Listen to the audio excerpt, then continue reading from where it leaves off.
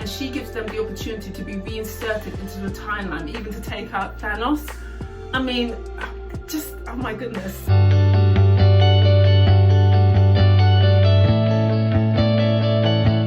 Afternoon guys, welcome back to my channel.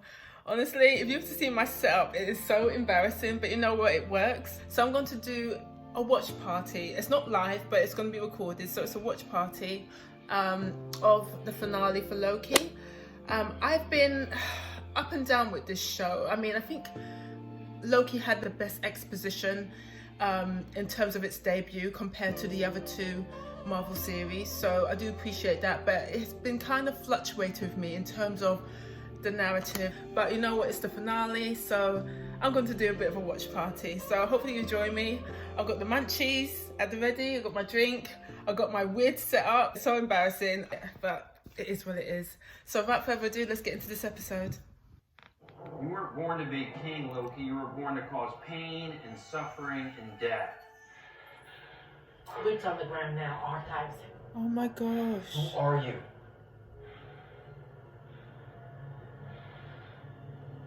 Oh my gosh.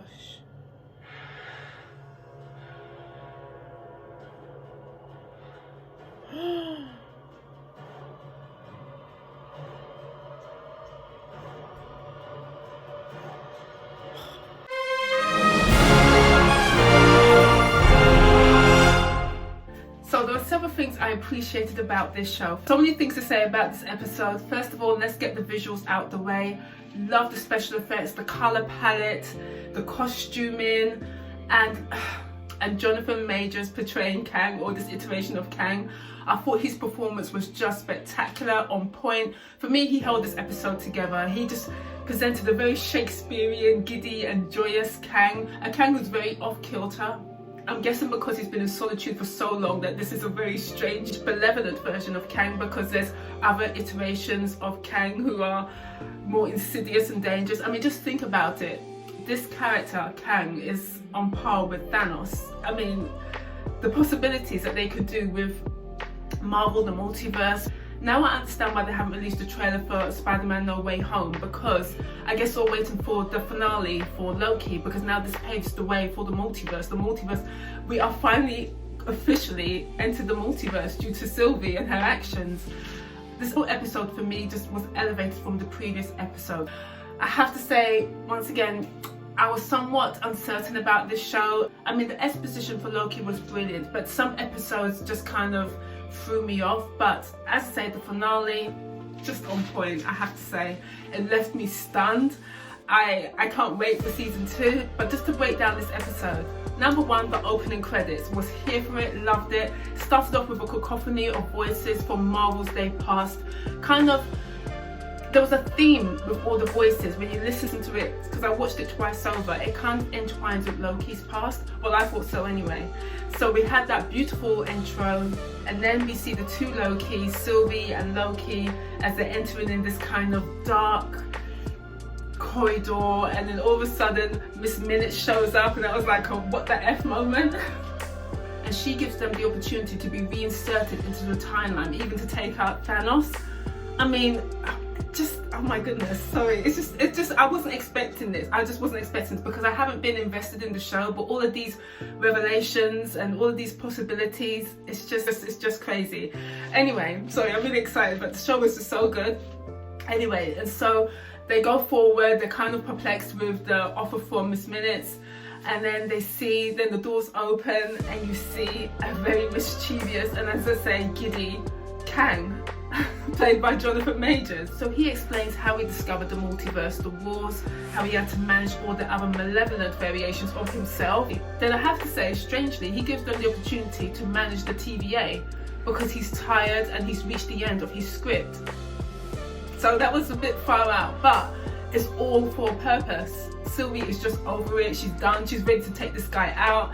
But Loki is like, no, let's listen, let's pause for a minute, let's think about it. And Sylvie's just not having it, so she kisses him in a way to distract him, to get rid of Loki, and then she just takes out Kang and triggers the multiverse. Oh my goodness. Loki goes back to the TVA and then sees the statue of Kang, so we've already entered the multiverse. And the fact that Morbius doesn't even know who Loki is, I was like, wow, okay, it's on, oh my goodness. Honestly, I'm so happy I watched the finale, because as I say, I was losing the faith, I was losing hope with this show, but it turns out I think this is actually the best of the three. So just a bit of background on Kang. He's the longest adversary of the Avengers. He's the master of time. So when you think about it, he has more autonomy and power than Thanos by a long stretch, and he controls everything, the script, everything. So Kang also goes by the name of Immortus and Nathaniel Richards, but the fact is, Sylvie has now unleashed all the malevolent iterations of Kang. So I don't know if they're going to entwine this story arc into the movies. This is just far out. I really am excited about this show. Really appreciated the finale. I had to watch it twice over. I was like, did they just do that? And I'm happy I was removed from all the theories and all the discussions and all the social media posts about Loki. So this was a nice surprise. It was like I came in fresh. I wasn't expecting it, and I ain't going to lie, I had low expectations, but they completely, I stand corrected. Now, thumbs up Marvel, thumbs up, great choice to play Kang, fantastic actor, Jonathan Majors. Just can't wait to see more of his versatility as an actor. I'm just really, really happy with this show. I stand corrected, that's all I can say. But anyway guys, hopefully you like my quick fire review of the finale for Loki. Please give me a thumbs up, subscribe and all that good stuff, and I shall see you soon.